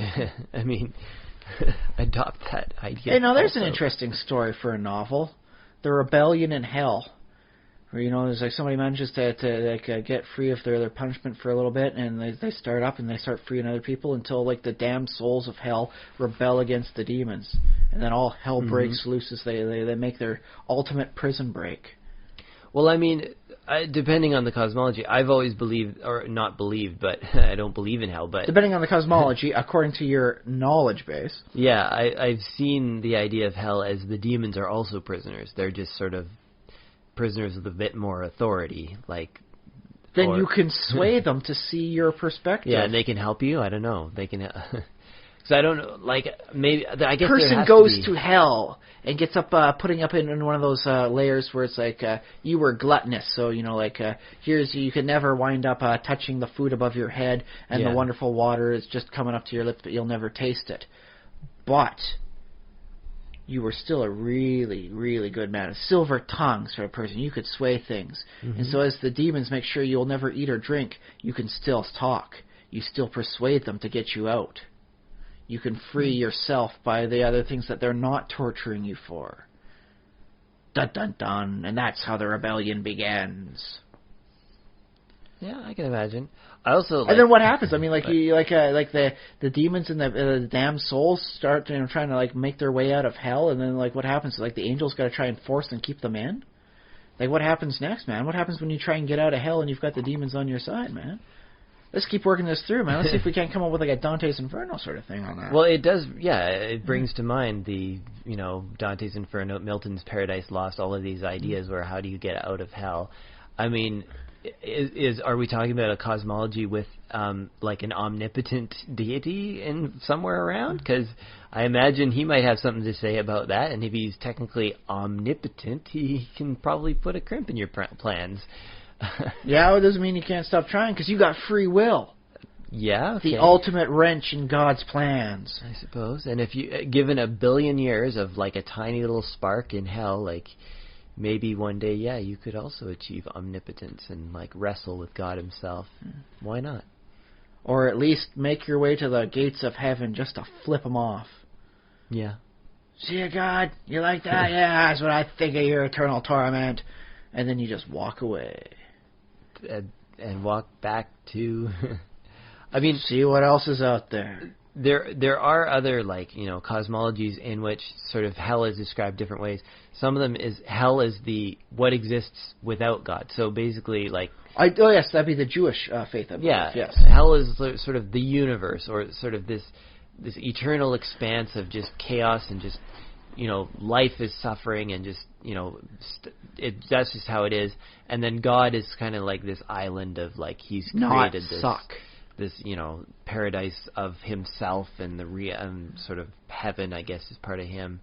So if anywhere else you go besides to forget God, we're going to come up with our own society, and we're going to build our own little sort of world where it's all about minimizing the suffering, because we're going to work together about it. Well, that's without you. There will still be suffering, but we'll do our best to minimize it because we're all working together. How do you like that, God? I like that too, though, because like this cosmology of sort of a chaotic universe of an infinite blackness and expanse, like, it's all hell except for God in the center, who's like, created his own little island. Well, why couldn't you, as, a conscious being, go somewhere else, set out into the chaos and the darkness, and somewhere else find your own little corner and say, okay, now this is going to be the new paradise, and become your own God? Or not God, well, not like God, but you effectively mimic the actions of the God by producing the similar results of your own preference. Yeah. And that's when you realize at the very end, that was his plan all along. Indeed. It was to cause a catalyst that would keep happening. Someone's going to rebel against your sort of structure and hierarchy. They're going to go off, they're going to form their own. And thus begins the seeds of taming all of chaos. Whoa. It was his plan all along. You were all a part of it, man. I think Mormon theology is actually a little bit like that too. That's kind of boss. Because I believe in Mormonism, I think it's only for men, but the men are sort of envisioned as becoming like the leader of their own little planet and becoming basically like God. And that's basically how God got to where he was. He just got there first. Well, he's like if we have Mormon listeners, they can correct me on this. And they probably don't, like, the theology, I don't know if all Mormons know the exact theology, and some may disagree. Lapsed Mormons. But I think it's sort of it's an eternal renewing, it's a cyclical view of the cosmos. So, like, once upon a time, the God that we know as God was just, a guy on another planet, and he got his own... I do like the concept of being able to better yourself, and I don't find enough religions that say, hey, as long as you keep trying to better yourself, you'll do better. As opposed to, like, no, you don't even get to actually be an angel, man. If you're not an angel to begin with, you ain't ever going to be one. Yeah. Well, I mean, I suppose there's another value in religion of humility and accepting fate. I don't know. Do you think that you don't value that as much? Or? I think accepting fate is a nice way of saying I gave in. Yeah, okay, I like that. But okay, so as you were saying, though, for like the concept of like a Christian religion is God being the light and everything else being chaos and dark. Lovecraft worked with something like that, where everything is dark and horrible except for like small little pockets of like where we are right now. But that wasn't due to any divine beneficence. That was just, like a quirk of like, like the numbers. Like, here's the mathematical equations for how suck equivocates around the universe and reality. Yeah. And you'll notice at some points it's really bad, and other points it's not too bad. And at this point right here, it's not too bad. And that's where things like us pop in. Because it's not so bad, so like weak little things like us can actually exist. But our laws of the cosmos are actually only locally true and only temporarily valid. Eventually things are going to really suck and things will go bad, and thus creatures like us get destroyed. I have been told, from what I've read up on the stuff, the next species that's going to take up after us is apparently some sort of beetle-like creature. In the Lovecraft In the Lovecraft thing, yes, apparently some sort of beetle type yeah. creature. But that's okay because we took over against the lizard people, so we're doing better than them. Yeah. We did. But yeah, he kind of flipped around because like for the concept of God being the light, like that keeps away the darkness. Lovecraft said it's all darkness except for specks of a little bit of light, and that's only because of little not divineness. The best you can ever hope for on anything that really matters in the cosmos is that you haven't made it upset at you. Yeah. Well, I like it. We've almost turned corruption on its head because we said no. The normalcy of things is to be sort of corrupt and. Whereas, and the little points of light, that's the real corruption. Like, that's the aberration. The perturbation of reality. That's the weird stuff there. That's the bit that's not sucking. Like, what's going on there? It does seem to be a bit more of a realistic portrayal. I mean, the wonderful world we're living in right now for our area here in the wonderful city of Victoria is quite peaceful, is quite well-balanced, and almost affordable. It's still kind of expensive to live here. But it's just very good. But that didn't happen naturally. It's not like this has always been. You had to work your way up to this. And there are areas on Earth that are nowhere near as good and just absolutely horrible, horrible places to be. And that does seem to be a much more prevalent state. Yeah, well, unfortunately, yeah. And then when a place like, imagine like a city gets a taint of corruption at its heart, like, do you think that's just the darkness creeping back in, I guess? I mean, in a Lovecraftian mythos, I guess it would be. Or finally noticing and filling that void. It could just be that, in that case, corruption is like the like bacteria. It'll find a way to move into any vacant area. That said, when you say something like corruption gets into a city, you can even work it as a metaphorical thing, where the corruption happens on a level that you can't even see. And thus, like Gotham City in the DC comics isn't just, like a kind of a grim place to be. It has corruption in it. Arkham Asylum was founded by an insane man. It's like spiritually corrupt. Almost like Lovecraftian cosmically tainted. Corrupt. Yeah, it's on levels where you need supernatural beings to properly state and root it out. Batman, for all his goods and attempts, cannot cure the corruption in Gotham because he is a mundane human being.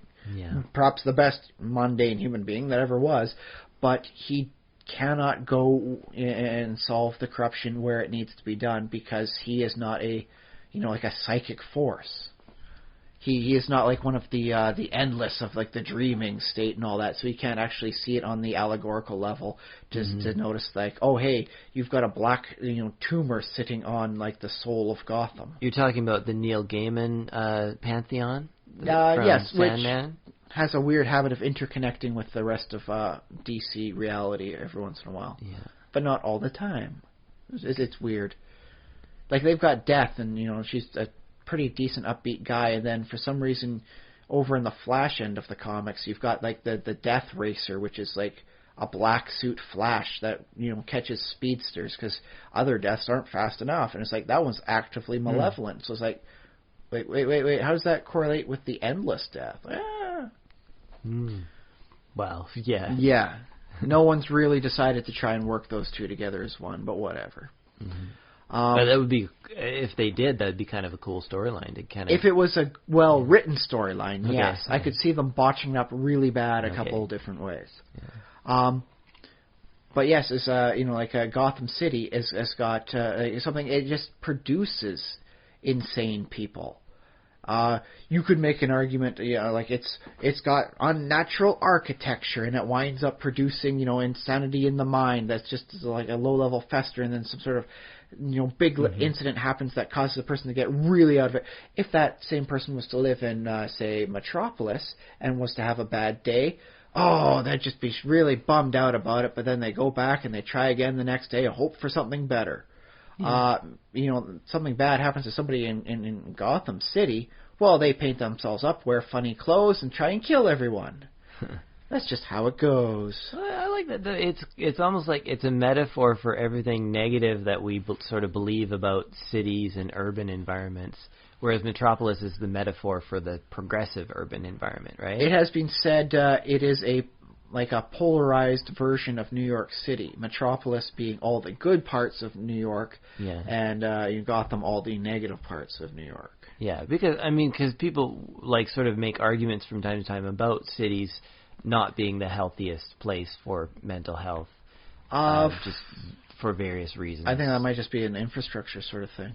Yeah. Basically, you could put stuff in there to help people out, and that would cure the issue. It's just lacking that. Yeah. These, I guess, antibodies is what these social services people would wind up being, if you could look at it in a biological equivalency. Although I think probably on the whole, modern cities are probably good for mental health because you got access to so many more services than small towns. You have access, and you're just around other people. And to be fair, there's some level of anonymity that helps you out. If you were in a small town of, let's say, 500 people, and you went to go get some mental help, from the local person, you'd probably be seen by people you know, and it would get out that dude needs help for mental, health issues. Yeah, and there's stigma. Yeah, there's still a stigma attached, even if everyone's still, is friends with you. It's like everyone knows. So it's a little bit more of a barrier for you wanting to go get the help, as opposed to no one knows who I am. I'm just going to go right on in there and talk to somebody in private. So there is that. That said, you're looking at the supernatural sort of stuff. For corruption, that sort of corruption almost equates out to like a zombie virus, where the more people you have, the more the corruption can fill. You are like an agar plate to the corruption, as opposed to just a speck of something, a crumb on the floor. For like the small towns, so you can get a lot more corruption happening in the things, which I think is why stuff like vampires work so well as a symbolic interpretation for supernatural kind of corruptions. Mm-hmm.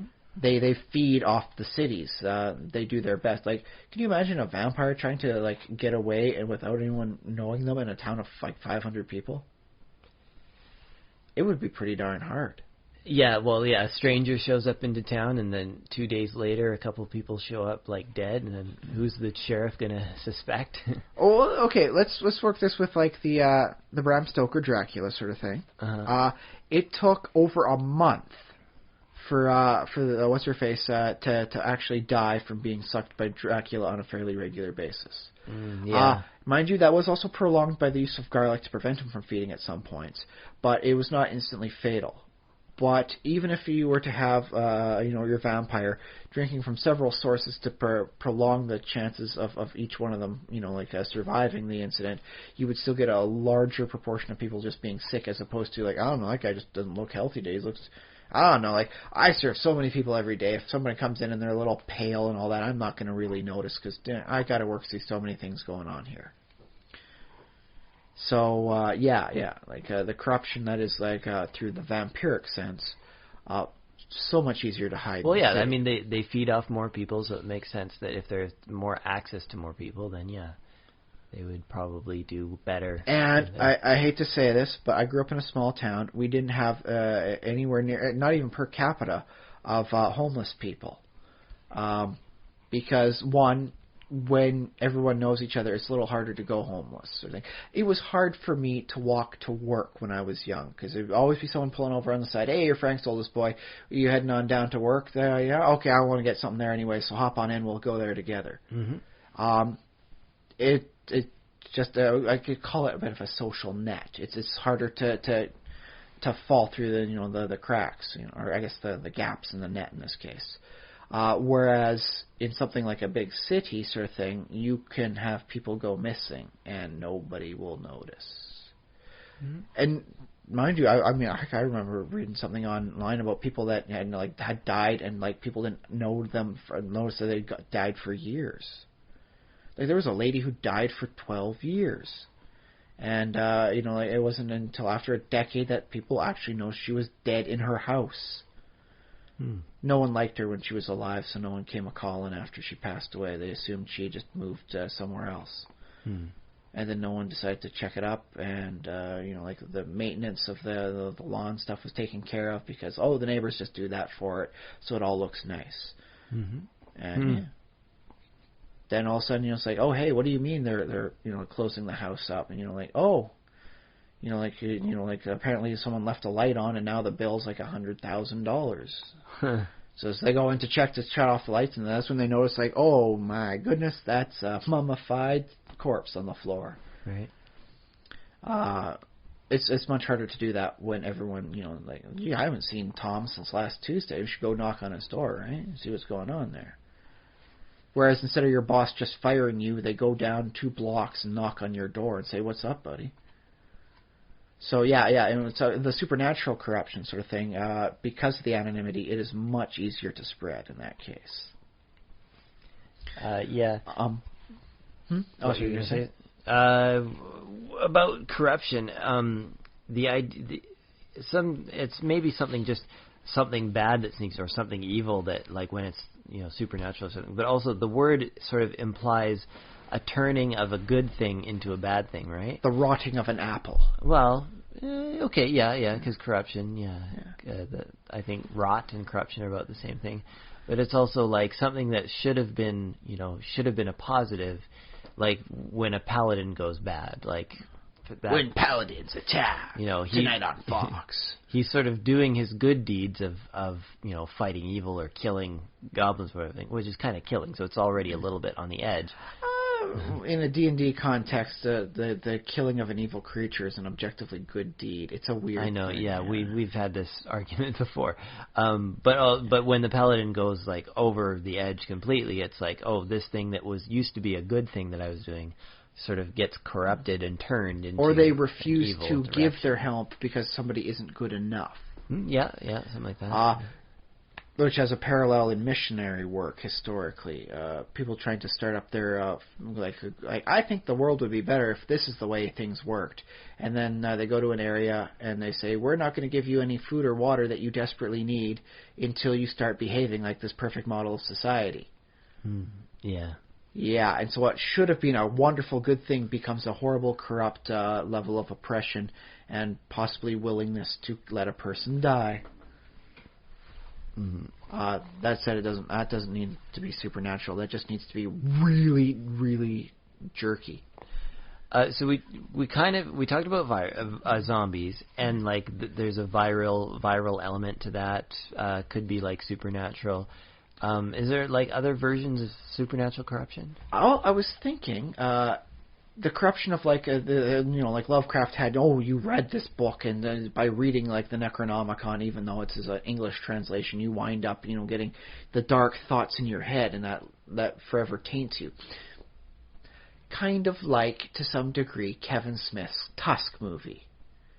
Yeah. Once you watch Tusk, you will never be the same, and you are in forever a different category of people. So that one day, Josh, I will look over at you and I will say, at heart, is man truly a walrus? And because you've seen the movie too, you'll get it and you'll know. But if you hadn't seen the movie, you'll just look at me like I'm insane.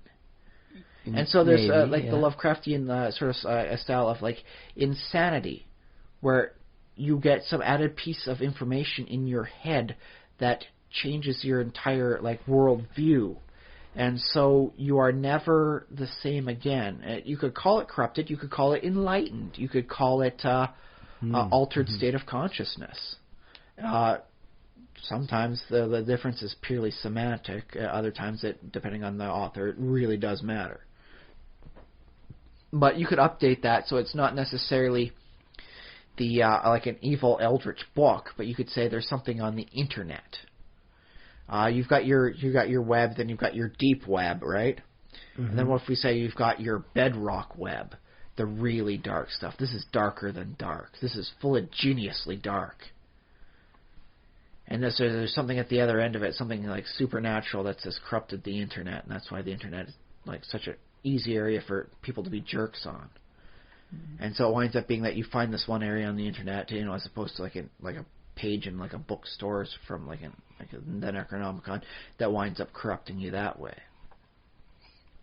In which case, This type of corruption, the mental corruption, I will call it supernatural, but it's really like I have a hard time seeing it as being intrinsically bad. Mm-hmm. Because I can recall times in my life where like that one little piece of information like hit my head and all of a sudden everything changed. Like you've moved to a new city before, Josh. You remember the first time you were living in Prince George and going about downtown? And I know where this store is, and I know where that store is. And I think if I go this road and I take the corner there, that's how I get to the other stuff. And then as you build up, you sort of get like a little more piece of the map in your head, and a little more piece of the map in your head. And suddenly you get that little thing that's like, okay, and then you get the road connecting in properly, and everything just like, you suddenly see the map in your head, and everything suddenly is clear. It's no longer vague as to how far away everything is, and you finally get that moment in your head. And did you remember, like, did you ever remember that specific moment where it all suddenly clicks? No. No? Because I remember having that happen both here in Victoria as well as up in Prince George, where all of a sudden everything just suddenly slams in and like the map just realigns itself in my head and everything becomes clear. No, for me it was much more gradual. Oh, and, I guess that's George... a shame, because I mean, like like when that finally hits and everything just suddenly is like it's one part like dominoes falling. Like it's sort of, everything starts falling into place, sort of thing. But I'd like to describe it as, you remember the game of Perfection where you had to get like the 100 items inside, like different shapes properly placed in a grid? I don't think I played Perfection. Oh. They've simplified it. It's now like only like 9 pieces and like a 30-second timer. Okay, for those of you out there who haven't played it, Perfection was like you had like a grid, and I think it was something like 8 by 8 or 10 by 10 for things, and it was different shapes. Nothing too complex.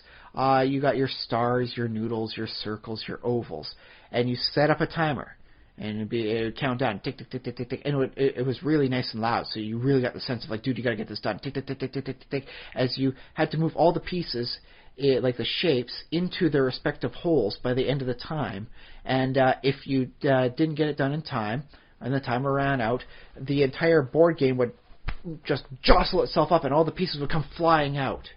Mm-hmm. And so for me, the sense of like that one piece, like suddenly like making everything make sense, was like Perfection in reverse, where all these random pieces just suddenly come together in one cohesive pattern. Okay. And so I have a hard time seeing corruption from the mentality of that, for getting that piece of information in your head being an intrinsically bad thing, because I've had that happen enough consciously in my own mind that I could see it as a form of enlightenment or just a higher state of order. Where people who don't know that would perceive you as being like almost insane. Like, well, let's work numbers. We've all had to learn numbers. You remember way back in your youth, Josh, when these numbers were these weird things and you had to like memorize 1, 2, 3, 4, 5 in the order that they went in, and then things started getting a little bit easier, and then you got like 20, 21, 22, and things started like coming into like some sort of pattern? I'm not sure if I actually remember that specifically, but I know that happened at some point, so yes. Because I remember one day eating my Cheerios at breakfast, and I'm thinking to myself, I can count, 31 to 39, 40, 41 to 49, 50, and I was thinking, I can't count up to 70, but, I can get, 61, 2, 3, 4, 5, 6, 7, 68, 69. 7 comes after 6, so 70 would come after 60, like 50 would come after 60, and then all the numbers, the entire concept of numerical patterns suddenly clicked into my head. And that morning, I hadn't even gone to school that morning. I already had the best lesson of the day, as all the numbers from 1 to infinity just matched into my head. It made sense. And that was when you turned 18. No, I think it was a little bit earlier than that. I'm not certain if I can recall my brother Jason being much more than a baby, so I would have had to be only 6 or 7 at the time. So it'd be like a grade 1 or 2. Right. Don't worry, it wasn't that slow, but yeah. And so if I had looked at myself from a week before, the ability to work all these numbers and do all the adding up would have seemed like some sort of like somewhat magic, somewhat insanity. Like, how does he know the numbers? How does he memorize all those numbers? You've never known that number before. No one's taught you that number. Where you come from, like making it up and progressing it around. Like, how does he do that? Okay, yeah. And addition and subtraction works the same way. Like the concept of multiplication, even more so. And so I can't see the concept of the mental corruption being intrinsically bad, because it could just be like you have that information set suddenly in your head, and you can do these weird, crazy things that make sense to you, and the numbers bear out right, but to someone who doesn't know, it looks like you're going crazy. Mm-hmm. What the hell are you doing with these numbers? How is 2 and 3 making 6? It should be 5. It looks like magic, yeah. But what you're talking about... Or insanity. You're talking about adding information, like information coming in that sort of, in a way, corrupts or like, gives you a corrupt changes worldview. You. Or, yeah. But also, like, corruption could also, like, in a computer file, corruption is, well... That's the loss of information. Yeah, it makes piece of information unreadable or it changes, a bit flips or something, and it makes that file no longer make sense, no longer computes, and then so it's either missing information now or it's wrong information. So we're talking, so corruption in that sense is like now you have a skewed view of the world, or you see the world different than it actually is. But see, so there's that disconnect. The skewedness only really applies for being incorrect when it's a machine because of the binary nature of it. Well, it would be similar with a human memory in that if you like had memories deleted or altered, then you would act differently. Or you're consciously making an effort to memorize things a different way so that you wouldn't have to deal with the traumatic events. Yeah, or if you have a brain injury that your brain just reinterprets things differently, or okay, I can buy that, but I can't still see it as being intrinsically a corruption, like the way that like a demonic corruption or zombies can be considered corruption. It's different. It's just a different way of doing it, or it's a different way of looking at things. Yeah, it would be. I don't want to say I believe in Zaz's objection, where there is no concept of mental insanities, just different versions of looking at reality. Because there are some people that are clearly suffering from things that aren't really there and things that aren't really happening, and that sort of thing. I've seen people misremember things so very badly just to make sure they don't look like a bad person. So they wind up having an issue where they cannot somehow perceive themselves as ever being in the wrong. Yeah, or they have non-optimal models of reality in their heads that don't produce good outcomes for themselves. And then there are people that are downright hearing things that aren't really, being said to them, and sort of thing. That's I'm not going to say that's just a different way of looking at reality, because that's apparently not reality at all. Except that we do we have mental illusions of voices in our head, like when we read books, or when not all to the same extent, but we can imagine like what. If I imagine... I have argued with myself in my own head, but I don't see that as talking to someone else. I see that as more like talking to a wall, or I'll make my hand into like a sock puppet sort of thing, and I'll talk against myself that way. Right, you don't interpret it that way, but I think at the core of that experience is the same experience that you and a schizophrenic person have had. It's just the schizophrenic person lacks the ability to distinguish an imagined voice, like, oh, I'm remembering what my brother sounds like when he talks to me. My brother is talking to me now. Yeah, there's that filter is missing from this, Oh, and I won't lie, there are times when I will create a mental construct of a different person to try and figure out what the heck's going in their head. But have you... But most of the time it works, sometimes it don't. Sometimes I just can't Have you not people. ever hallucinated, just you thought you heard somebody call your name and there was nobody there, or... All sorts of times, but I mean, I can objectively prove that it didn't happen. Or well, it just yeah, misheard. Exactly. Yeah, you filter it through your mental processes and say, oh, was there anybody there? Like that, I couldn't have actually heard that. I must have just, I have had synesthesia, especially when I'm just about ready to fall asleep, where one sense will get interpreted as another one.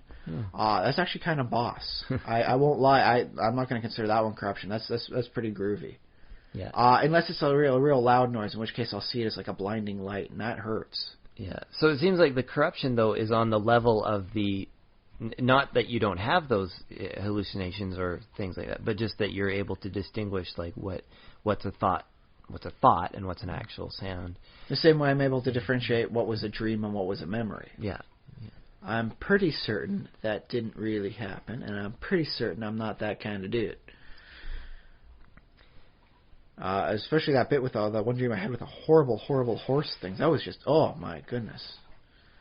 Although maybe they could symbolize corruption themselves, because they were very much supposed to be a horse, but in ways that were very much not right for anything living, especially a horse. Mm-hmm. Yeah, well, that's the other thing about corruption. Doesn't seem to necessarily, it doesn't have its own form. It always borrows from very existing. Interesting concept that way, yeah. So then the supernatural corruption would be effectively like a ghost looking for a host. Sure, yeah. Something like that. The zombie virus is never about the virus. It's about when it's in the body to be the zombie. Well, that's true. Yeah, a virus by itself isn't a sickness. It's just a thing that... It's another petri plate in the lab until someone winds up licking it. Or, I suppose, if you do want to look at like a data corruption, go back to that one quickly and see that as being corruption. Cancer. Oh, yeah. Yeah, in which case it's a data corruption that way that winds up leading to some very nasty consequences. So then, could you look at corruption as the concept of like it's a cancer.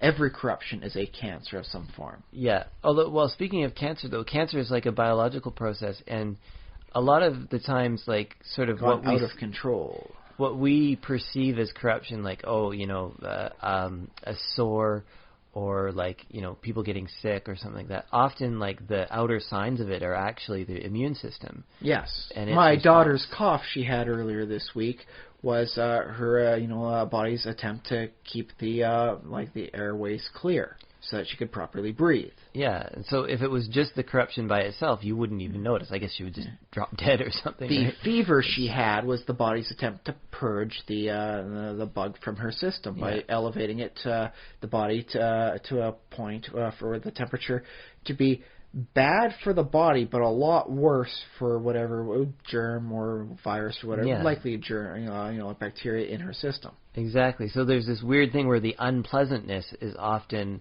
not the corruption itself, but the good protection versus the corruption. Now that's a very interesting way of looking at it. Whereas the corruption itself simply exists, and all the negative stuff that comes out of it is just the response from the good. Having just a real bad time. That is really dang deep, dude.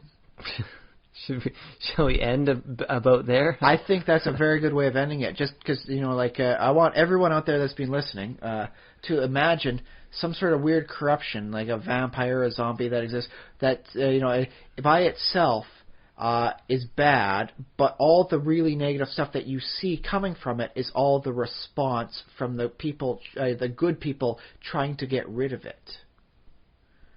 And that is a very interestingly powerful corruption all on its own. Mm-hmm. Because then it works on another meta level, like it winds up corrupting the intentions of the good into doing bad. Yeah. Or, I mean, you think of the zombie film, like, sort of stereotypical, like they're trapped in a mall or something like that, whatever.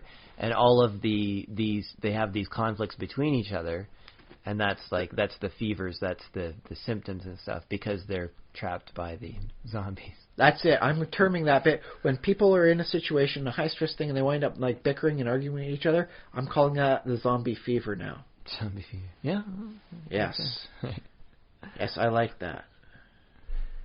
All right. So how can people get a hold of us? Like, if someone has written a story about this sort of corruption, I'd love to hear it. Where, like most of the things that you see are caused by like people's attempts to get rid of it. I would love to hear which one that one is. Let us know, man. Drop us a line.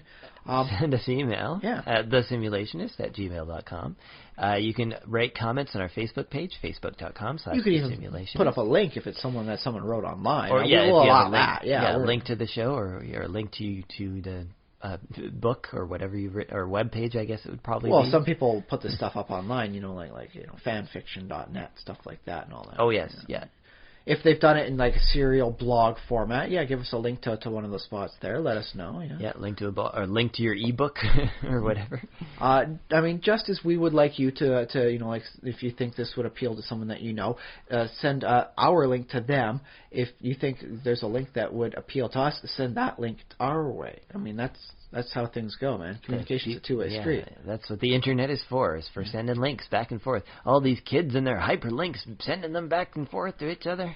It's okay, because half of them are cats and a third of them are, Rickrolls. Why are they're hyperlinks and they're not hypolinks? Hyperlinks. I think that's just the old term from the hypertext stuff. Hypertext. It's a hypertext link, which just got shortened to hyperlink. Yeah.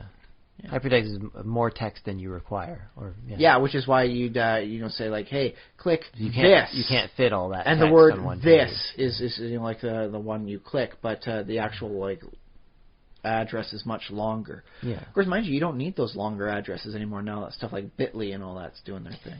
Thank you, Bitly, for sponsoring the Simulationist podcast and ruining hyperlinks everywhere. What else? You can tweet at me at Josh_Treylaffin, TRESLAFFIN. So if you just want to send like the name of the stories, like, hey man, like it's a book. I can't link it to you because it's a real world book. Just send the name of that to Josh. I mean, that's like probably less than 140 characters. So just send that to Treylaffin. Yeah, send that to me. Those all the things. Review us on iTunes if you're not already subscribed on iTunes. Subscribe on iTunes. Subscribe on YouTube. YouTube.com/thesimulationist.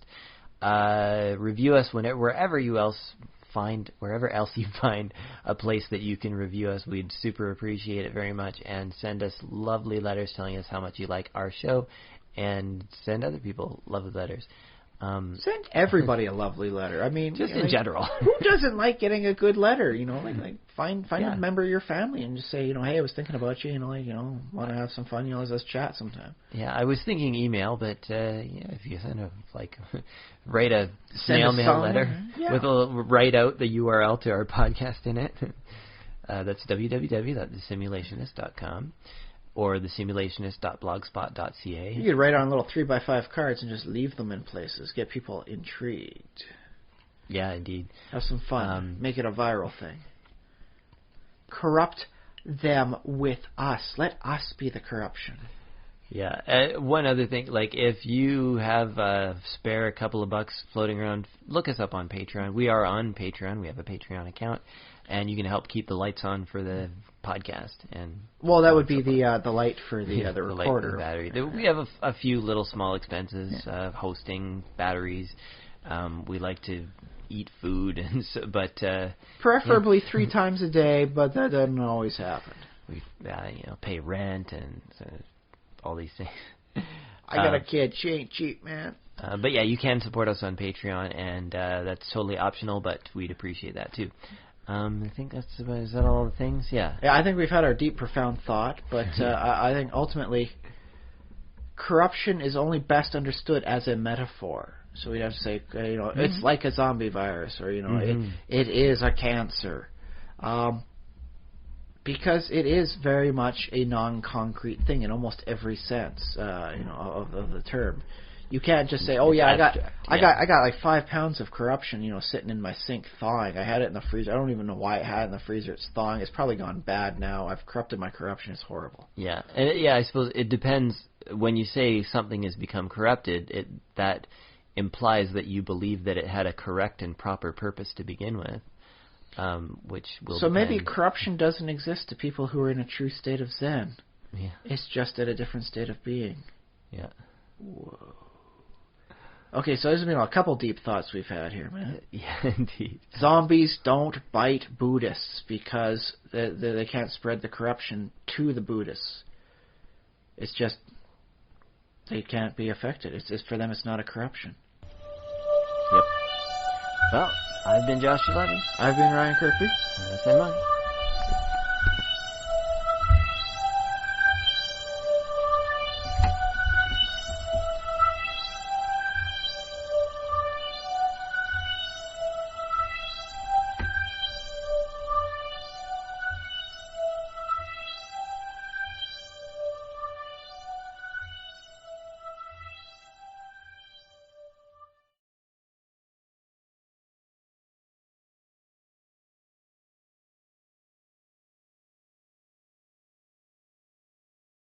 So, did you see the movie Zootopia? Yeah. Did you like it? Mhm. You did? What was your favorite part about Zootopia? Judy Hobbs. Oh, you like Judy Hopps? Yeah. What did you like about her? Her bunny ears. Oh.